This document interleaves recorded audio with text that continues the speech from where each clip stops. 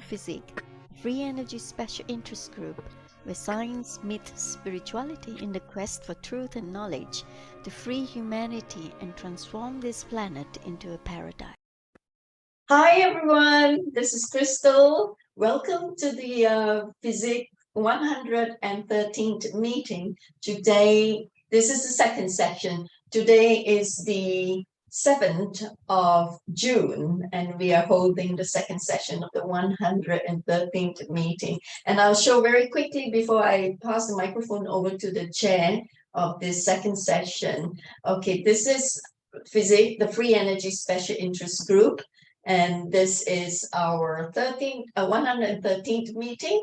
I have here with me Pontus Hafsjer, who's the head of R&D of FESIG, and James Rink is on the board with me, along with Pontus and Fres. Fres is not present because he is, his sister just passed on to the other side, so sad. Condolence to Fres family and deepest sympathy. So FESIG is a platform where science meets spirituality, and we have a lot of speakers coming in to help us with the development of our technologies, as well as opening up our awareness with truthers and disclosure, whistleblowers coming in to speak of what is going on this planet right now. So we had the first session just now with Fernando Vos speaking about temple building and the creation of sacred space, which was like, woo, awesome, folks.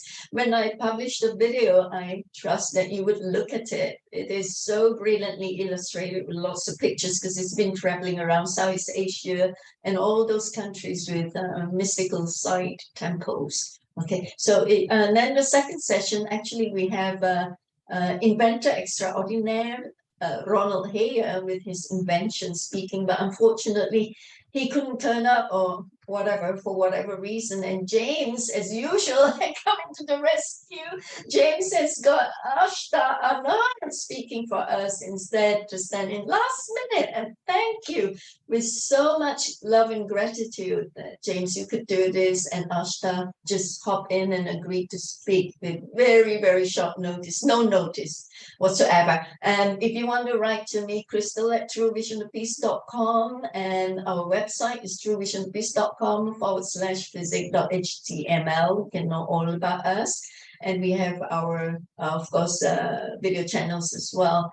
Thank you. Now I have to stop sharing now, and I want to pass the microphone over to the chair. James Rink, will you take over the microphone? Thank you. James Rink of supersoldiertalk.com. There you go. Hello, everybody. Thank you, Crystal, for that amazing introduction there. So let's go ahead and let's take that out. Okay, so now it's just me and Ashtar and Anar here in the spotlight today, and we're going to be sharing, well, I guess to be more Ashtar and Anar. I'm just going to be here as a guide here to help him along here to learn about spiritual technology. So let me go ahead and pull up Ashtar's bio here. So his AKA David Lotherington is another name that he goes by. At the age of 28 years old, David had his first awakening. His abilities began to come in waves as he developed, and the more he healed himself and others, the more his skills and memories came forward to be remembered. David is a Melchizedek high priest that can channel the ascended masters, angels, galactics, and God or El. David has had recalled his past lives, including Sun Tzu, Marcus Aurelius, Robert the Bruce, Achilles, Sigurd the Slayer of Fafnir, Lancelot du Lac, Little John, de Artargian, King David, and Enlil. All his experiences combined assisted David helping those who are lost and looking for a way forward. To enhance themselves. He is a proficient psychic, surgeon, channeler, Akashic reader, and teacher who hopes to share his knowledge with as many people as possible and to heal those who need healing. After his second awakening, he discovered his true name, Ashtar Anar, and his website is davidlotherington.com. Welcome. Do you prefer to be called Ashtar Anar or David? What do you want me to call me? David or Ashtar, it doesn't matter to me. Okay. So thank you for coming on here at short notice. I know you're a really busy person, and I am too, but this is very important to share your message here today. So again, FESIG is focused on releasing technology, but we wanted you to share some of your spiritual technology. So I think maybe we can begin about a little bit more information about yourself and some of the things that you have done about yourself. So where would you like to begin on that? Or do you? Well, that's a great question. Currently, I'm working on the House of El Mystery School. Our website's thoel.ca. That's what I was working on when you just messaged me. And essentially, I channel twice a week to teach about alchemy and magic and the rules of the matrix. And a lot of Cal doesn't talk too much about technology, but he talks a lot about the fields that surround the physiology. And he also talks about the internal physiology and the elements that are composed within the physiology as well. So for anyone that's interested in alchemy and magic, that's a great place to learn about this stuff. So typically that's my focus, but I'm also a telepath. And I'm connected with Ashtar Command as well in the Galactic Federation of Light. So I communicate with them on a regular basis. And they talk about technology from time to time, but I don't typically ask too many questions on tech. I just use organic stuff most of the time. All right, great. So who are the people that you're channeling primarily, or is it just open? Or maybe you can give us examples, some of the people you channeled. Sure, yeah. I channel a being named Saint Germain. I've channeled Master Jesus, Ashtar Sharon, which is my higher aspect. Enlil, I've channeled several different Anunnaki, actually. Cal is the one I typically channel. He's the Cal Force, known as the Cal Force. I've channeled Mary Magdalene, Merlin, and several others. So typically Ascended Masters, Archangel Michael, angels, and things like that. Oh, wow. So have you always had these channeling abilities? No, not always. When I woke up at around 28 years old, I didn't really have any abilities. I had maybe clairaudience, a little bit of it, but I didn't even know what that meant at the time. But several years after I became a Reiki master, my abilities became stronger and stronger. And eventually I started to understand them and develop them. So. Oh, wow. So at what point did you start getting downloads of these past life memories to discover who you were or are? That's a great question. That's been happening for ever since my awakening happened. So it'd be good for everyone to know what an awakening actually is, I think. An awakening is when your soul comes into your body more. You always have this little spark of your soul. That's how you remember your past. But if your consciousness isn't in a place, then you don't have memory of that. And when you have your awakening, more of your consciousness, you become conscious and you become more aware. And that's because there's more consciousness in you. And that means there's a little bit more of your soul in you, which is the next thing to spirit. And spirit is essentially a god. And if you have a little bit more of a god in you, you have more powers similar to a god, you might say, which is your clairs, like clairvoyance, clairaudience, clairtangency, clairalience, clairempathy, etc. So. Oh, nice. All right. So, let's start speaking. Maybe we could go over your connection to this Ashtar Anar. Who is this person? So Ashtar Anar is me. That's my identity now. But I only found that out maybe 6 months ago or so. I had a second awakening, actually. And during my second awakening, I found out my true name. So Ashtar Sharon it's essentially a celestial higher self of me. And I'm the lower self of that Ashtar. They just call me Anar, that's all. There it is. Okay, great. Thank you for sharing that. All right, so how about we can go over, so what are some of the things some of the downloads that some things you could share with us? Do you guys want to learn about magic? Yeah, that sounds like a really good idea. Sure. So how would you define magic? And does it even exist? It's real. Okay. But it's not as you might think it is. It's not necessarily fireballs and lightning bolts or whatnot. It is magic is defined as higher dimensional energy pulled down to this dimension and stored in the root chakra. Once you store magic in the root chakra, it's able to be balanced and it grounds into the planet. And you can charge up your chakras. You're starting with the root, your sacral, your solar plexus, your heart, your throat, your third eye, and ultimately your crown, if you can reach that high. And you can release this using a release word, this energy, this mana, using a release word to change your reality. So ultimately, magic is the energy of creation, the energy of the creator or prime source, you might say. And what the reason why we pull from higher dimensions, this is higher self magic we're talking about. There's lots of different types, but this is what we teach in the school. In the higher dimensions, anything above the third dimension, things manifest faster. And when you get up into the sixth and seventh dimension and eighth and ninth, things happen instantly or very, very quickly. So what we want to do is take that very quick manifestation from up there and bring it down to the 3D, which is quite low in dimensionally. And then we can use that in our dimension to make something manifest quickly. And that is what magic is in a nutshell. Oh, wow. Amazing. Okay. So what can you tell us about sigils? Do they actually work? Yeah, we can start with that, I guess. Sure. Sigils definitely work. I'm not an expert in sigils, but I do know a little bit. So a sigil is typically, I'll give you an example. I have Kali uses a symbol called the Kalia. It looks a lot like a 7, but it's overextended at the bottom and it has a little hook at the top. And the Kalia means don't forget to live your life. Sigils are powerful symbols that have energy behind them. And when you understand the meaning behind the sigil, then you can tap into the energy of the being that owns the sigil, for example. There's a lot of galactics use sigils to represent what they look like or represent their energy identity, you might say. And you can use a sigil to connect to them, but there's lots of sigils for different things. So you can use them in magic too.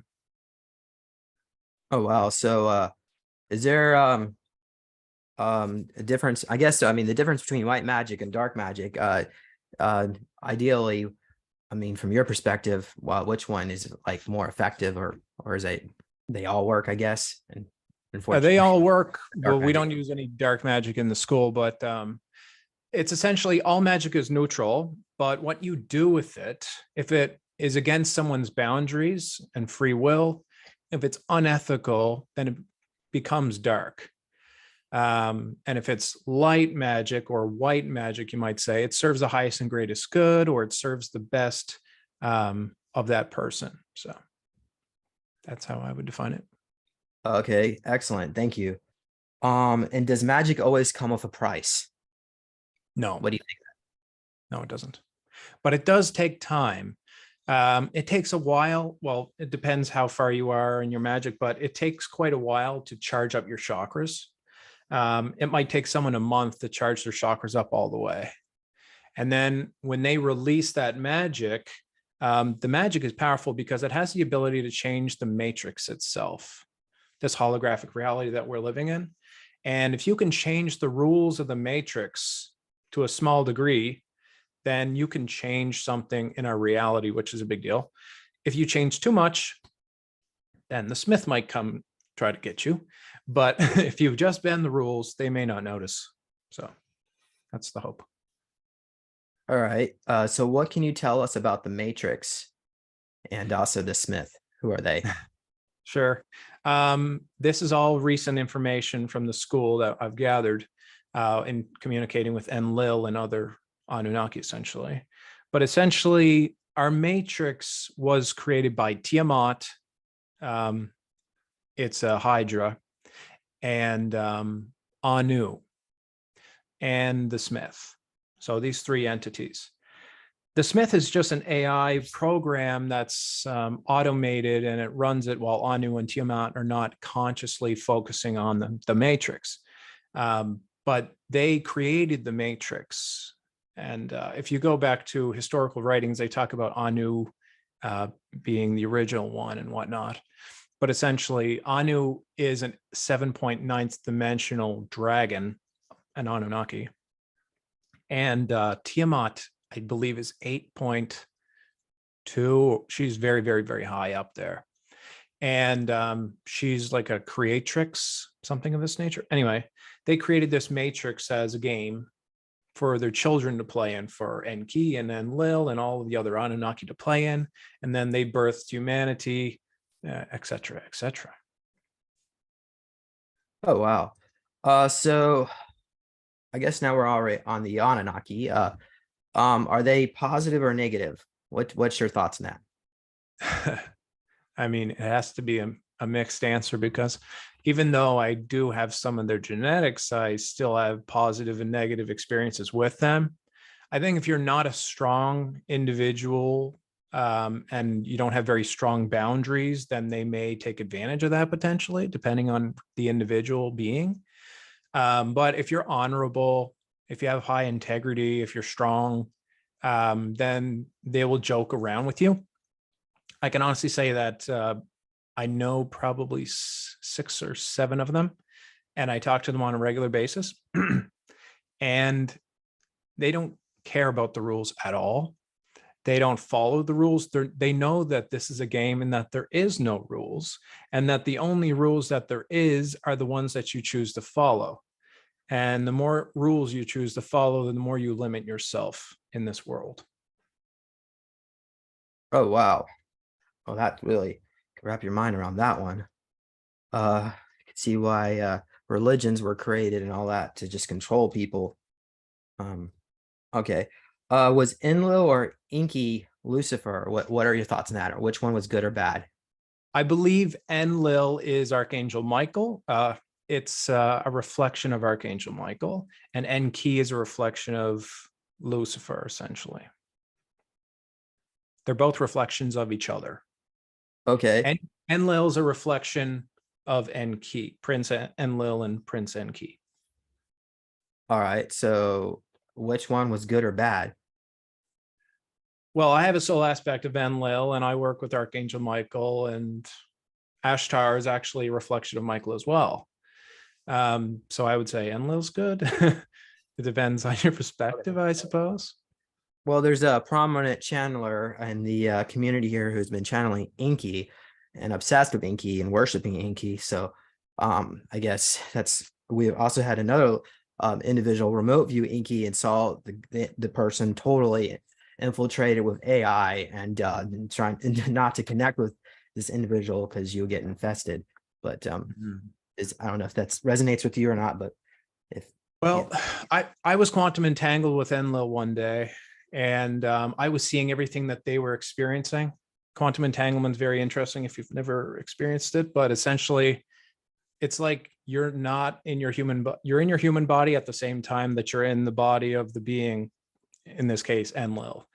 And Ninurta, another Anunnaki, was telling me a story about Enlil and Enki, and they said essentially that one day, I can tell you guys a story. You want to hear it, James? Essentially, it was a story about the kingdom of Anu Alom, which is the creation of Earth. It's the realm of the Anunnaki on Earth. This is prehistory stuff, you might say. And Anu Alom was a beautiful kingdom, and it was ruled by 2 princes, Enlil and Enki. And together, they had a beautiful reality, a beautiful realm. They both are connected to the divine, but one of them has fallen and one of them has not. But this is kind of this story, why that happened.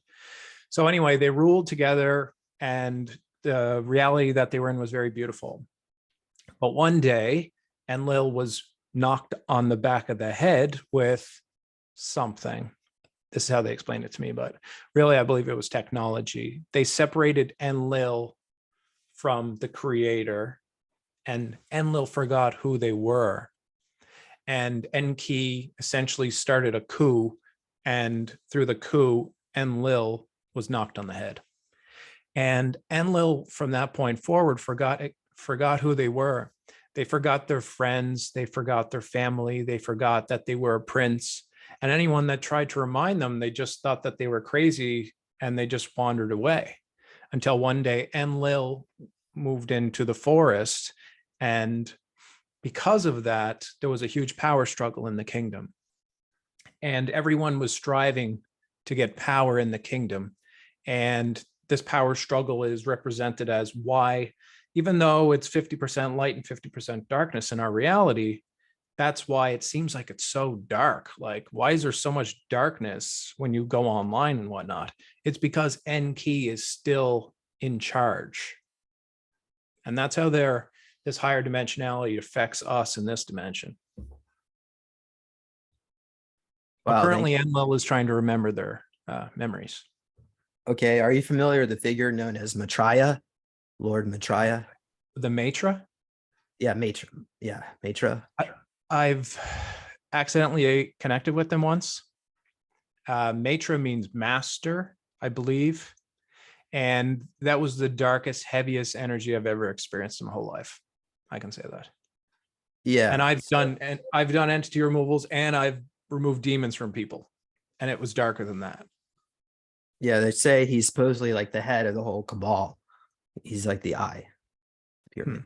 I think But- Matra is a race of beings, Oh, okay. but maybe it's someone's name. I don't know. Okay. What can you tell us about the Garden of Eden and the early biblical story?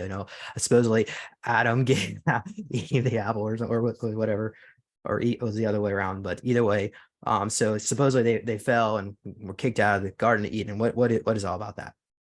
Unfortunately, I don't know much about that. I've channeled Jesus and Mary Magdalene and some pretty cool beings, but they've never mentioned anything about that ever. Yeah. All right.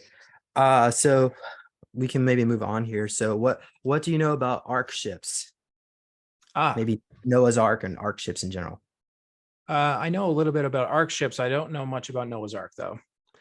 There are 3 ark ships on the planet, I was told by Cal, and they're located in different areas, and people have been feeling earthquakes and things like that. That's typically the drives warming up and then cooling down as like a part of the renewal cycle. Ark ships are massive, massive ships that are buried on Earth, and they have one role to teleport any living organisms off of a planet before a cataclysmic event happens. So after that, they'll just burst out of the planet and they will leave. But that's my understanding. Their goal is to save as much genetic diversity as possible. Have you ever remote viewed the interior of one? I haven't. Okay. Do you happen to know where some of their locations might be?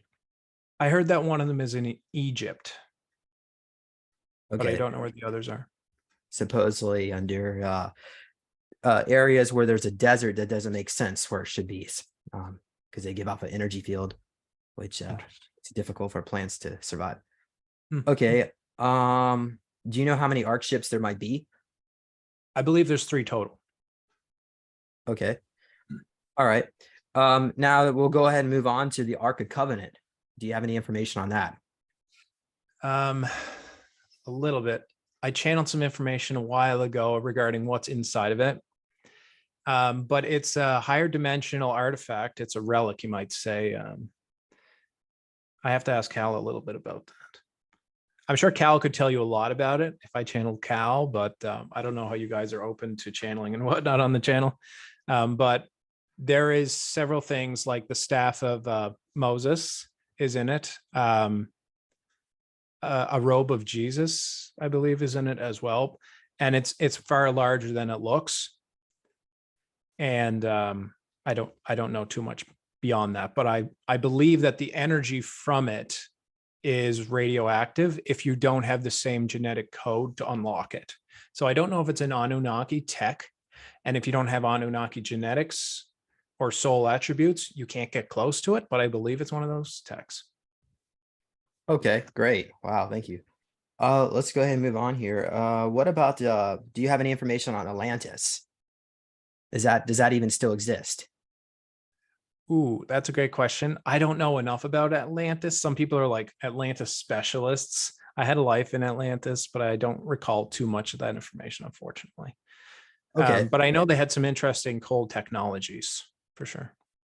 All right. Members in the chat, if you have some really good questions about advanced technology, be sure to ask it, because I'm doing my best here to rake my brain cells here to come up with some really good questions. I know we moved on, we jumped around from the Ark of Covenant to Atlantis, and now I guess we're going to have to jump over to Lemuria. Do you have any information on that too? No, unfortunately, that's kind of the same category for me. So, Crystal, here we can you ask Ashtar's advice on how to close dark portals in CERN? Do you have any information on CERN? I do, yeah. Okay, go ahead. More specifically, the portals.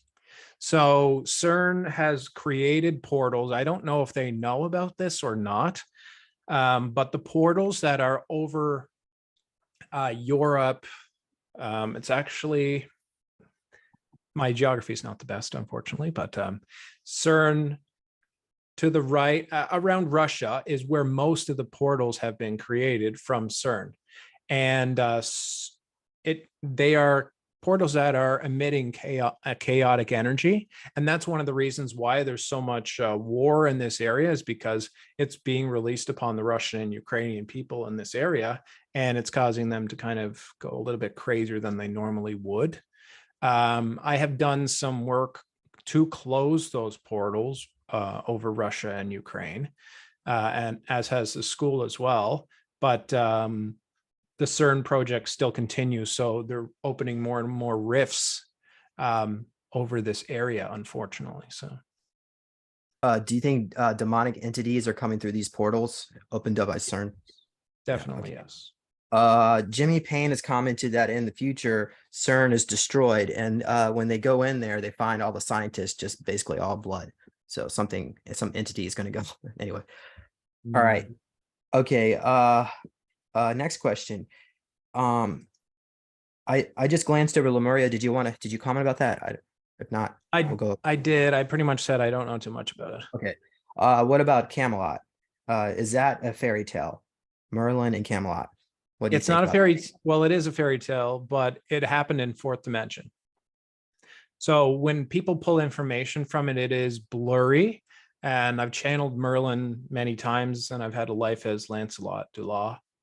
And Galahad, I have a connection with. Galahad's a member of the House of El Collective as well. And so I know a decent amount about it? What is the fourth dimension, and what is life like there? Well, I'm not there right now. I'm having this 3D experience, but so I don't know exactly, but I could tap into it energetically, but physically I can't go there. Is it like an astral realm? There would be more. Everyone would have psychic abilities in the fourth dimension, definitely. Oh, so right. Go ahead. Okay. Yeah, like those creatures that we find in like Greek myths and fables, like the giant, like elementals and fae, cyclops, and like centaurs and all that stuff. So does that exist over there too? Unicorns? I believe so. So they occur in the 3D as well. However, they're in the post-plasmic layer. They're in the ether, if you wish, or the astral. Now, if you can dial into their frequency by entraining to their frequency, and then you can talk to a fairy or an elf or gnome or whatnot, a gargoyle or minotaur, whatever it is, whatever like range you're reaching for, they're accessible, but they're in a layer that's not perceivable by the visible eye, obviously. But you can entrain to them energetically. Thank you. All right, so before we move on to another topic, let's go one more thing about the Anunnaki, because we actually did some work together probably about a year ago about the Anunnaki. We were working on trying to develop a method to help people live longer. And this Anunnaki that you were channeling was asking very specific questions. They wanted to know, well, is it going to be DNA specific? And, is it based on your vibration on the certain people, like only certain people can use it? And then they said, well, you have to use all this very specialized nanotechnology. So do you remember that session? What you said? I don't recall, but I have been speaking to them regarding that. I can share that, but I don't quite recall the Okay. session. Okay. Go ahead. Sure. When I was talking to Tiamat and Enlil regarding this, they said they more or less laugh when it comes to this reality because it's kind of a joke for them. It's a little game. And they said, it's easy. Why don't you just switch off your age in the code of the matrix while you're here talking to us? So how they perceive our reality is it's a video game, and I guess it's best to describe it as a computer program. And they see everything as code. When you see fractals, that's the holographic reality that we're in. And if you tweak some code in the matrix, you can change variables that you have within your Adam Kadmon, which is your divine template within your soul, essentially. And you can tweak that and change the programming of your system so you can turn your age on and turn your age off if you want. Oh, wow. So is that like a meditation that you do, or that you develop, or are you still working on it? You would definitely have to reach really high. Typically, I'll do that through magic mushrooms, and I'll get to that higher plane. Yeah. Nice. Nice. All right. Well, Can I interject, James? is this okay, Crystal? We can discuss this type of topics. Yeah, oh, absolutely. I just want to say that what Ashtar Anar is saying could be confirmed with the fact that we had the speaker, Professor Florian, remember, who's talking about cracking the code with communication with God. And then we have Marina Jacobi talking about the matrix, about the quantum manifestation and all that. And then we have other mathematicians talking about codes. So I think what Ashtar is saying, and I was saying about codes in the matrix, it rings true. But it's like, ding, ding, there's a bell rang there. Yeah, so everything is mathematically coded, isn't it? Yeah, it's a computer matrix. Yeah, so if you tweak and switch the codes, you're switching your Adam Kadmon in you were saying. Mm-hmm. So tell us more how it's done. Oh, well, when you're up there communicating with these beings, you're not really in your 3D body that much. Your consciousness is around the 7th dimension, talking to Enlil 7.7. And to remember it in the physical memory, you have to change your frequency back to 3D. So a lot of stuff happens to us, let's say through our dream state, through astral projection, astral traveling, through past lives and whatnot. But you can't remember it because it's in another dimension. Now, the difficulty is pulling that dimension to you in the 3D so that you can access that memory of it. So you can actually have memory of that event. Otherwise, it's too difficult to access. Sorry, there's a chat there. So I can talk a little bit about what I've been taught as someone experiencing this reality in this matrix from the beginning, essentially, if you like to hear. Yeah, before you say that, the mathematical codes, right, that can be channeled through and given to us to make things better. Would you have something to say about that? Is there a solution that you can help the people, the viewers here, like Marina Jacobi is pulling from the Council of 9, the coding 7070 and then 1101. And we know that all these codings, like 3303, 4404, 5505, and so on and so forth, that she has given in her workshop. Could you give us something, some mathematical codes that we can help ourselves with?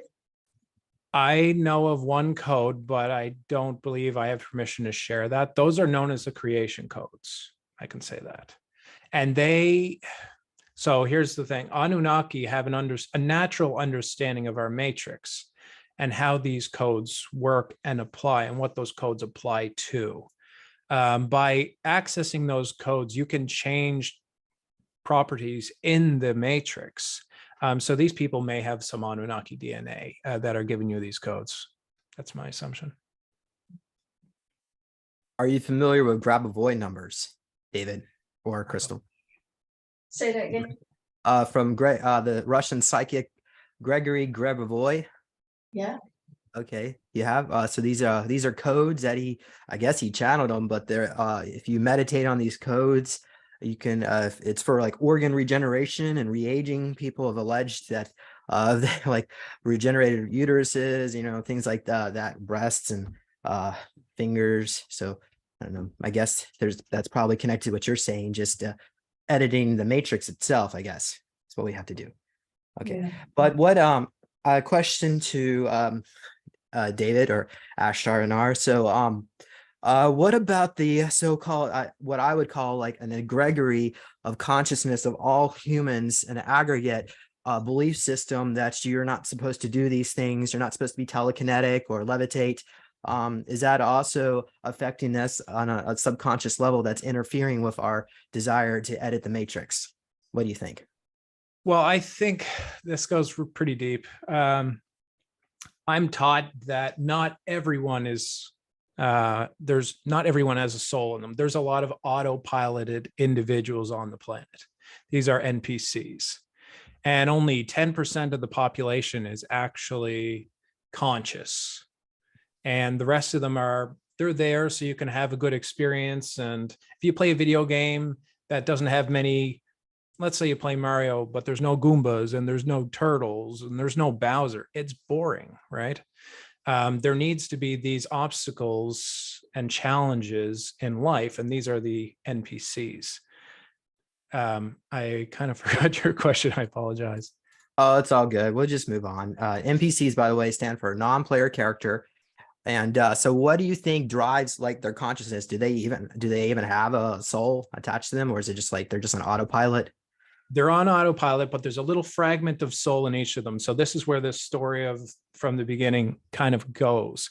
The Smith runs them. They're part of the Smith, and they are members of collective consciousnesses. So for example, there's probably a lot of scientists here, curious people. All the scientists on the planet are in one collective consciousness.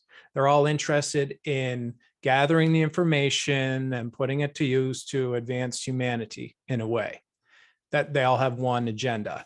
But there's several collective consciousnesses on the planet, and the Anunnaki can control these collective consciousnesses to desire something, like gold, for example. Oh, wow. Wow. So many questions. Right. Well, why don't you comment about gold? Because yeah, that's so in ancient alchemy, there were stories of alleged philosopher's stone that could convert, say, lead into gold. What do you know about that? What have the Anunnaki told you? I know a little bit about it because we channel Saint Germain and Merlin, and they talk about alchemy. There's a lot to know about that, and to share the secrets of alchemy without any background, I don't know if that's the wisest thing to do. But I can say you can. Okay.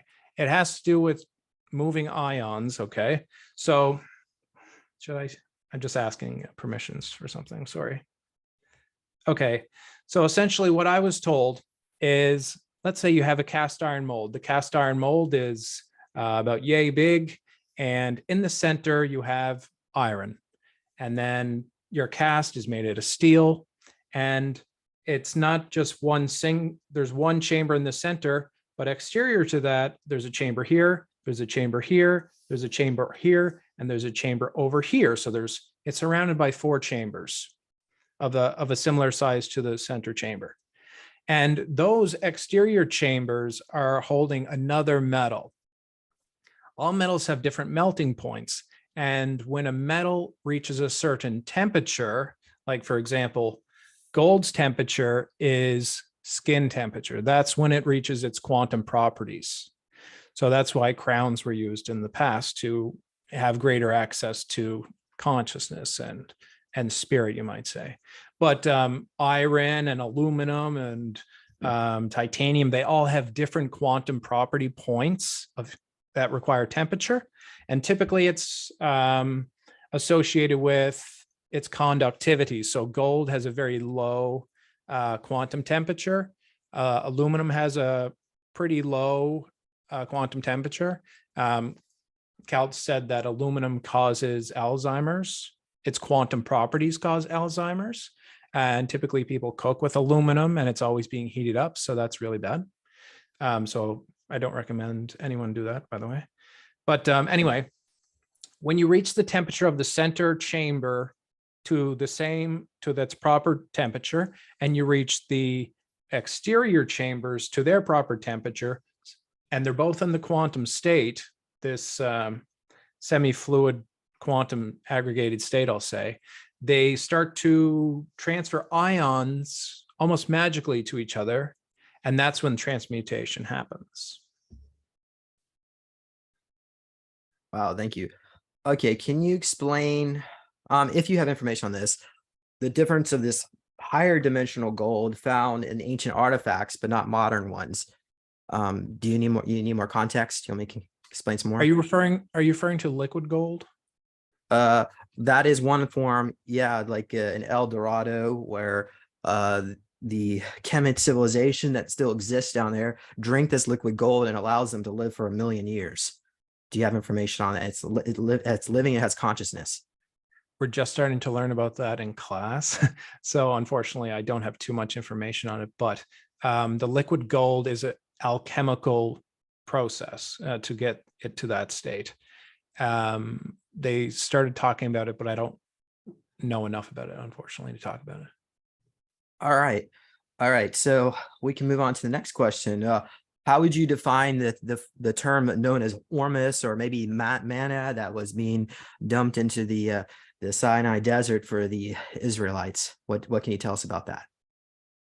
I know a lot about manna if you're referring to magic. Sure. Okay, sure. Manna- Let's start with that. What is that? Mana is higher dimensional energy pulled down to this dimension and then used to change our reality, to manifest something. But are you referring to Oregon? We can talk about that later, but ormus, elements in a high spin state. I don't That's what know it stands anything for. about Ormus. Ormus. Okay. I don't know anything about Ormus, unfortunately. Okay. What about the elixir of life that Saint Germain was working on, and that Madame Pompadour was chasing them down in the Versailles to try to get her hands on it? What can you tell us about that? He did create that. And we are learning different things in alchemy. So just so everyone has a basis of what alchemy actually is, alchemy is the ability to transmute something from its natural properties and change those natural properties. For example, trees, they always grow. They represent perpetual growth and expansion and vitality. Those properties can be changed or swapped out using transmutation or alchemy. Alchemy consists of coding, balancing. I'm on the spot, so I need a little bit of time to remember all these, but essentially there are 5 pillars of alchemy and that are used together in the understanding: programming, coding, balancing, and unification. Yes. And there's another one, but anyway. And if you understand all of these, you can change the properties of an object so that metal's not always hard, just like gold is not always solid at room temperature. Thank you. So for those who don't know, can you please explain who Saint Germain is in your own words? What do you think about that? Sure. I don't have the best mind for dates and whatnot when Saint Germain existed, but Saint Germain, from what I've learned from channeling them, is a male figure, and they were a scientist, they were a musician, they were a poet, and they were an immortal.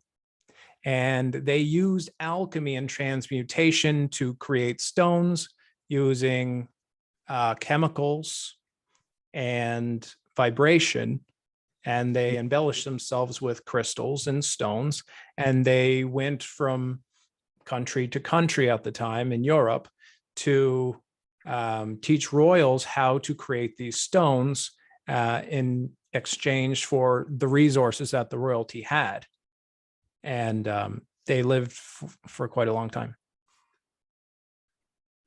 All right, this is what I wrote here in my notes about Saint Germain, and maybe you can comment about it. You can say, "Oh, that's great. Yeah, I agree." Okay, so or you say, "No, dang, that's not right."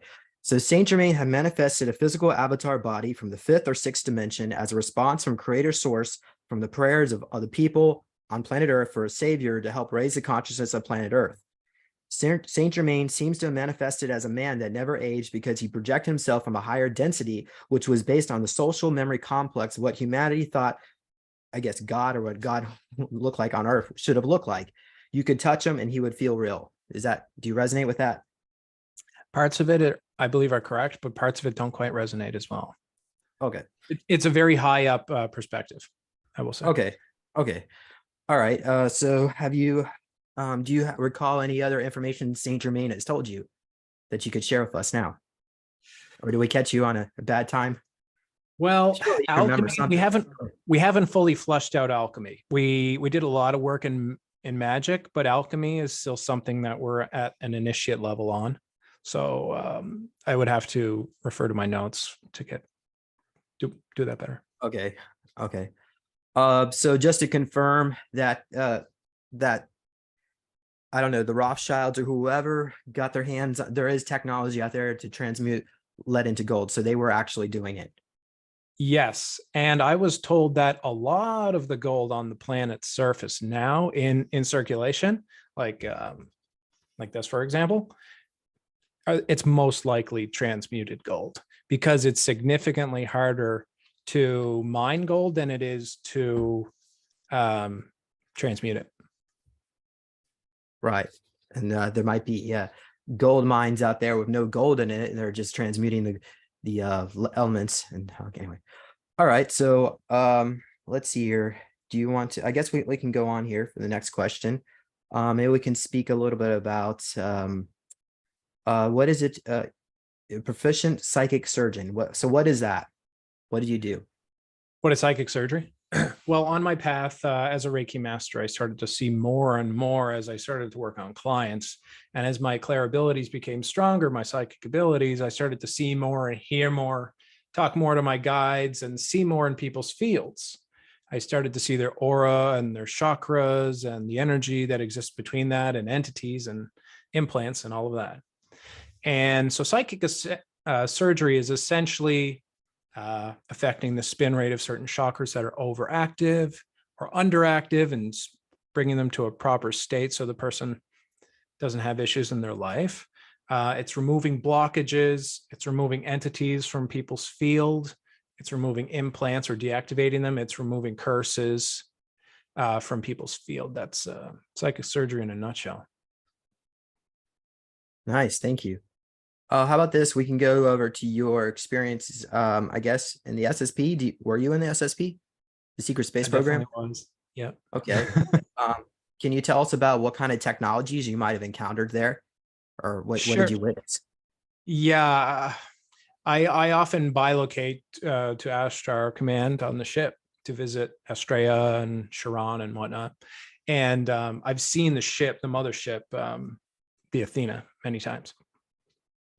But specific technologies are more difficult to describe because from the exterior, you don't understand how it works if you just look at it, you know what I mean?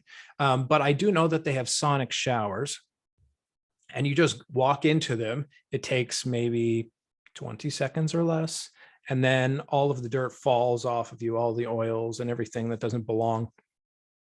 It just comes off you. I believe it has something to do with there's an initial scan, and it's a shower, but it's not a shower like we have, of course. It's a technology. And you step into this technology, it scans you as clean. It knows what clean looks like.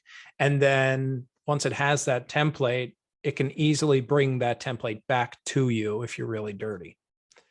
So something like that. So the best sonic showers have a little tiny bit of water, according to Alana Kapoling. Okay, so what is Ashtar Command? Do you have a doppelganger station on the Athena that you sometimes like connect to, or not? So yeah, just to start with that. What do you mean by, I know doppelgangers are double, Oh, but okay. So like you have another body there, like you're stationed there right now. So you're here, but you're also there. So when you say you bilocate, does that mean you're permanently stationed there too, or you just visit occasionally?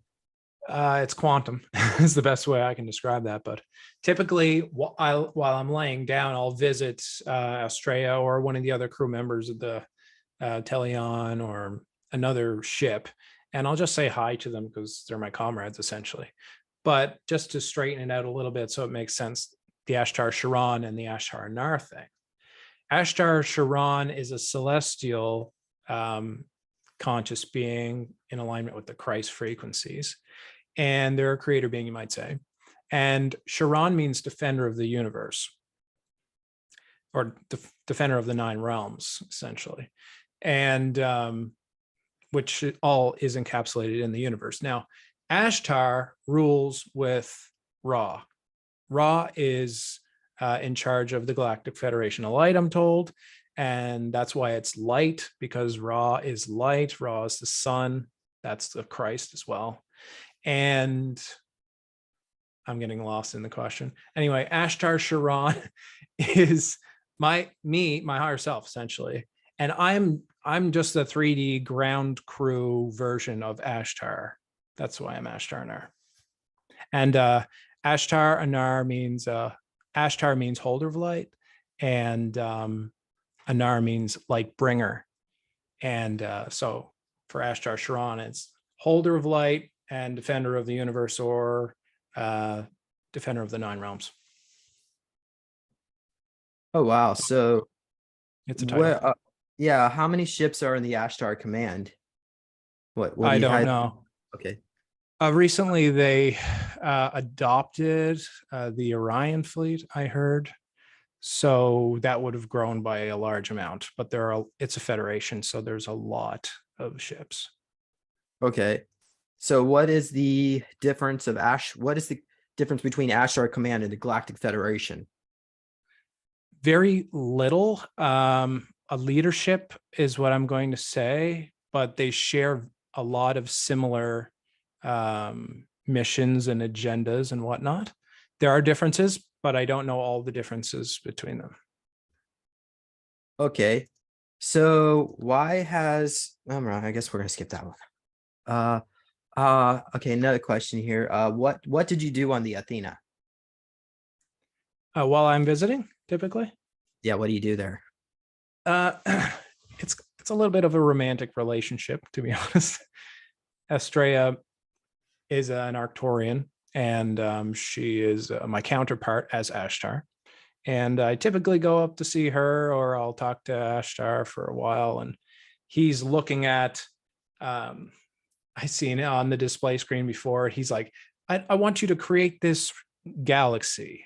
And I won't get too deep into this because this is crazy talk right now, it sounds like. But especially for a bunch of scientists. But they're like, create this universe. And they're like, okay, first you have to add, is this a balanced space or chaotic space? You create that, and then you create circumstance for success in that reality, and then put on all the planets and add all the stars. And for each planet, you have to add a condition. Like if the civilization doesn't consciously ascend before 5 million years, then the planet explodes. So each planet essentially has its own condition. We do some crazy stuff. It's pretty much just camaraderie. Oh wow. Did you witness their med bed healing technology? I've never seen a med bed, but I've been told quite a bit about them. Okay. So can you tell us anything that perhaps that we don't know already, that's not already in the public sector? I don't quite know what the public has spoke about it because I've kind of been off the grid for a while. Well, all right. So go ahead and just share what you know about it. I can share some. I'm not supposed to share everything though. The med beds essentially are, let's say, it's a quantum piece of technology, so it is complicated to talk about, but essentially it has access to your atom cadmon, your original DNA template, your original divine blueprint. I'm I have to connect to Cal to access this information. So through frequencies, vibrations, sounds, it's able to access the atom Cadmon and bring it through into this reality. And it can expand around your physiology through your fields. There's several fields in your aura, and each of them has a name and blah, blah, blah. And by extending through that, it's able to transmogrify essentially your holographic reality, your form, which is your physical body. Your holographic reality is your physical form. And so essentially it changes your code in the matrix, which changes your atom Cadmon and changes your holographic form. Long story short. Is there a chronovisor component which allows the technology to view you in the past or maybe another alternate reality or dimension to pull up those templates? That I don't know. Okay. But I have heard that for people that have Anunnaki in DNA, they can use the technology to a greater degree. So it's essentially, if you have zero DNA, you might not be able to use it at all. If someone has 2%, they might be able to use 10% of its capabilities. If someone has 5%, they might be able to use 50%. Oh, wow. Okay. And can you comment if we were to say, do a meditation to go to Ashtar's ship, to go to the medbed healing component, would that actually translate back to the third dimension back here? If you were just to go up there and meditate and into their technology, what do you think of that idea? I'd have to ask, is what I would say. Just if you give me a moment, I can access it. Okay, thank you. Cal is saying it's not recommended because many people, it's like going on a school trip, he says, with young children. Oftentimes, even going to a simple destination, many young children will become lost on the route. So although your goal might be to go to Ashtar Command, you're going to have people going over here and getting stuck with Greys, people over here with Dracos, people over here with Orions. We don't want anyone to get hurt. So we don't recommend that mass amounts of people go visit the ship. Okay, but theoretically, if you were to get there, I guess that they don't want people to come is what they're saying. More or less. Yeah, okay. Okay. All right, well, we'll skip that one. So can you comment if medbed technology, I don't know if you're familiar with the Antony Priori magnetic Bordeaux machine, but it uses EM scalar fields to cure cancer in mice. But the machine was back in the 70s and it was 3 stories tall. So they were going to build a larger version for humans, but the funders got threatened and then the technology was never built. Supposedly it actually goes back in time to time reverse the cells before they were sick. So I'm thinking that allegedly it can reverse age. So there might be a technology. That's probably what this medbeds is probably based on. But okay. All right. So let's see here. Did you okay. Oh, what do the Arcturians look like? I have a statue at. All right, let's see it.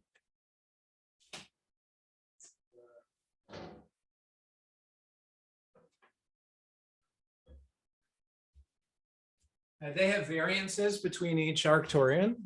Typically, their eyes don't have slits. Someone else made this. But they are very tall, typically 7 to 9 feet tall, I would say. Very, very, very slender. I mean, like 8 foot tall and maybe 160 to 180 pounds. So very, very thin.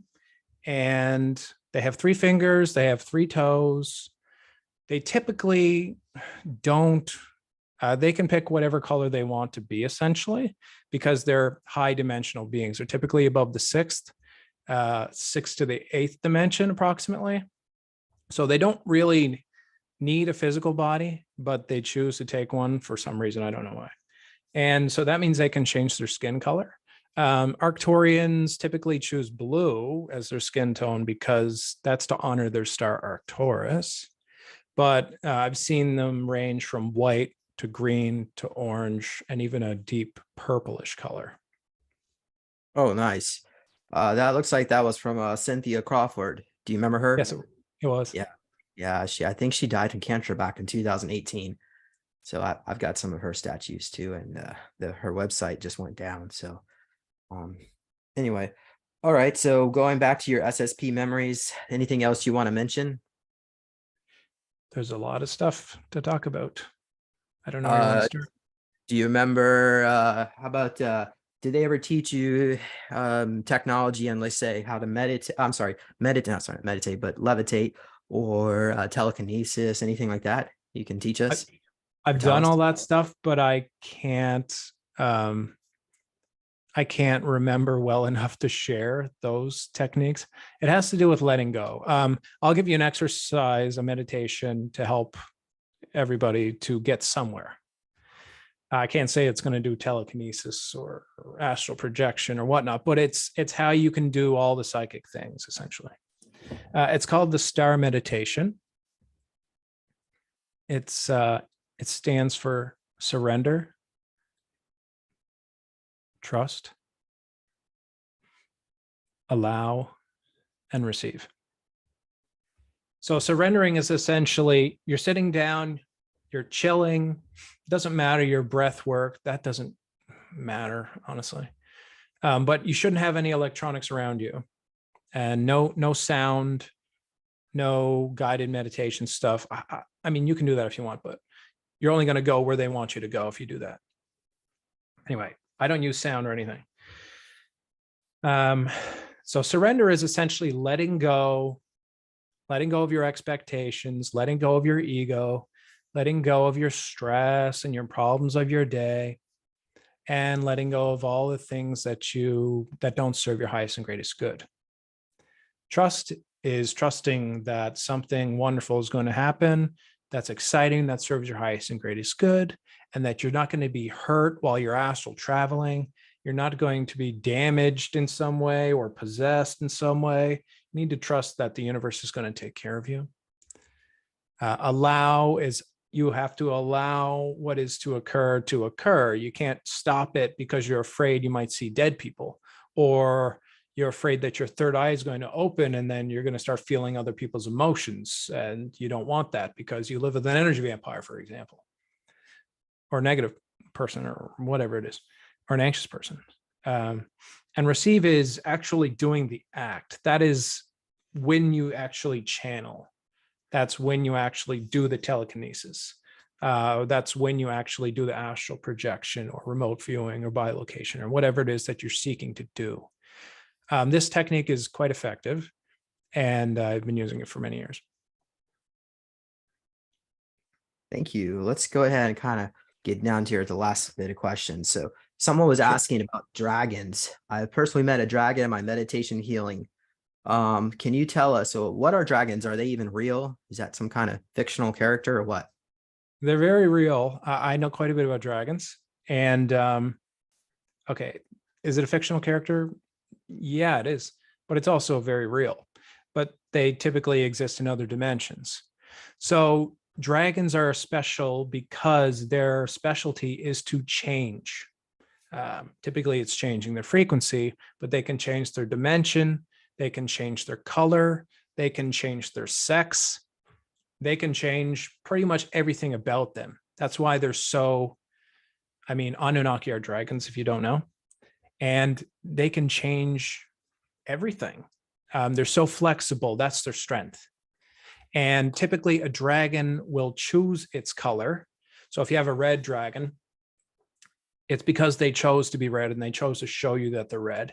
And this means that they may be more ambitious, more passionate, more aggressive potentially, more goal-oriented and just driven. That's typically a characteristic of red. And green is more compassionate, connected with nature, more loving, more expressive with their emotions. Each color means something different in a dragon. And when you talk to them, you learn more and more about that. Oh, wow.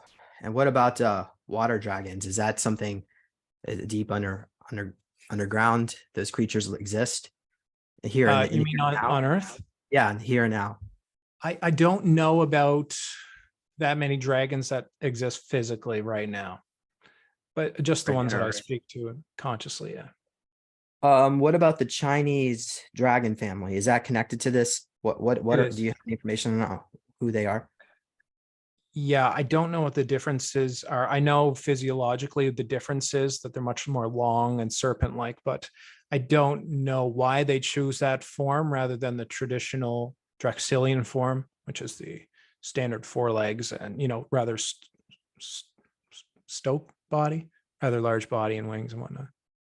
So the people that represent the Chinese Ming Dynasty, I'm guessing the dragon family elders, they're basically a descendant. They're like human Draco, or not Draco, but are they a hybrid with the dragon? Is They that what you likely mean? have some Anunnaki DNA. Okay. And so can you answer this? We have another person who came on here who said the Anunnaki are a mix of Palladian and Syrian humanoid looking beings. Does that sound accurate to you? No, Okay. Okay. they look So like dragons to me. okay. Okay. Can you comment about I don't know if you have any information about it. If not, I will just go ahead and finish the last question. So the Chinese immortals, do you know who they are? You've heard about them? Peng Zhu and the goddess of immortality, Kuan Yin. You know I about any? don't typically spend too much time with Oriental people of the past and whatnot. You know what I mean? Like, I don't know why, but Lao Tzu is one of the members of the House of El, though, and they're just starting to come forward with their information. But Kuan Yin and those, we haven't spoke about them yet, unfortunately. Okay. I think they're possibly in another dimension. However, this Peng Zhu, allegedly he lived for like 800 years and he's been dead for like 3,000 years or something, but that's not, maybe 1,500 years. But I had another person channel Peng Zhu, and he said that he's still alive and he has a dojo. I think it's in Vietnam or Thailand. And he said that I was supposed to be married to his daughter in a past life, but I ran off because of war and stuff and battles. And he wants me to come to the dojo and start training, but he told me to bring some money, and he wants me to marry his daughter. Apparently she's still alive, but I don't know if I want this way to believe any of that, but it just shows you that there probably are these beings still alive today, mixing amongst humans, and we may not even know where they are about. But yeah, he also said Americans are dogs. He said they called us a bunch of dogs. That's not great. But I guess I was a good dog, so he wanted me to come. All right. So anyway, Akashic records. What are the Akashic records, and what does it look like when you connect to it? Oh, that's a great question. The Akashic records are all the information that's made to be known. There's the Book of Shadows. There are the Akashic records. There is the Halls of Amente. There are many sources of information that people can access. The Halls of what were we talking about? Not the Adam Cadman, the Akashic records.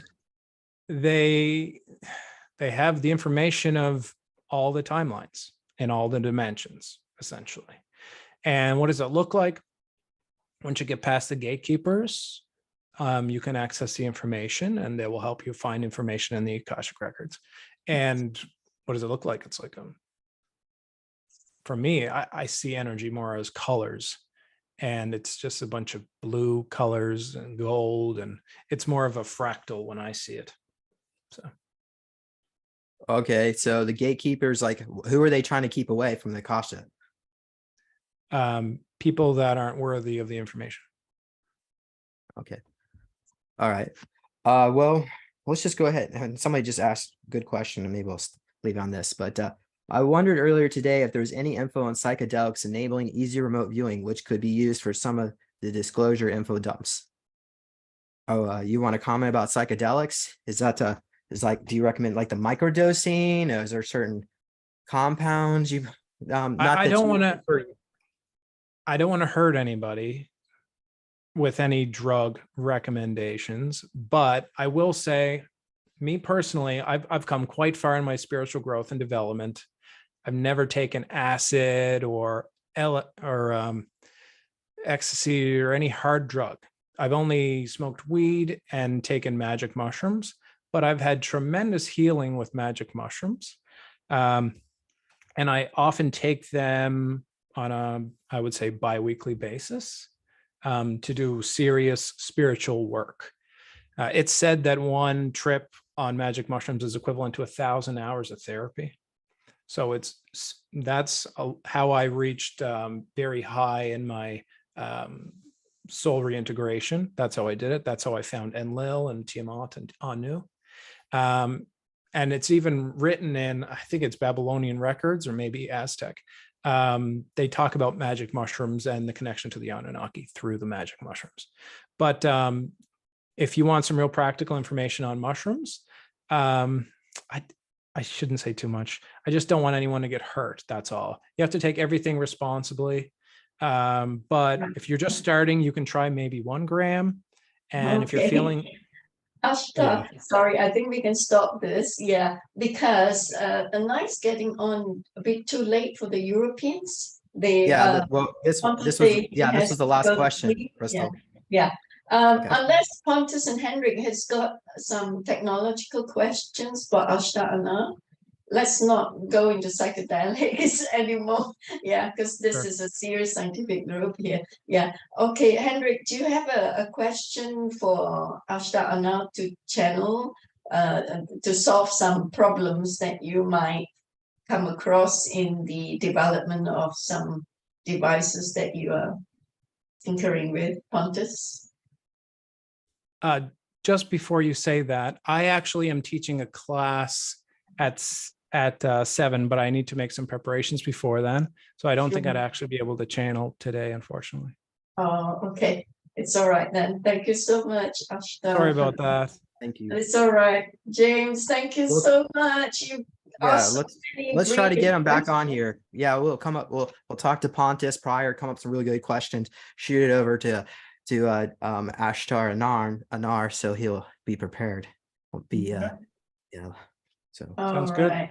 So I guess we can close now, James. What do you think? Yeah, that sounds great. Make sure you go to his website, davidlotherington.com. He has provide trainings, sessions.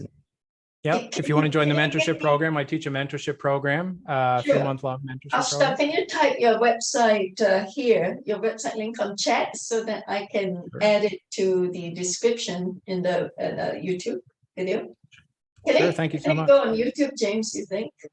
Should it go to BitChute? Probably fine on YouTube. Okay. So if you type your website there and a little bio, James, can you copy and paste the bio that you read up just now on chat so I can yeah, sure, no problem. Thank you so much, James. Thank you.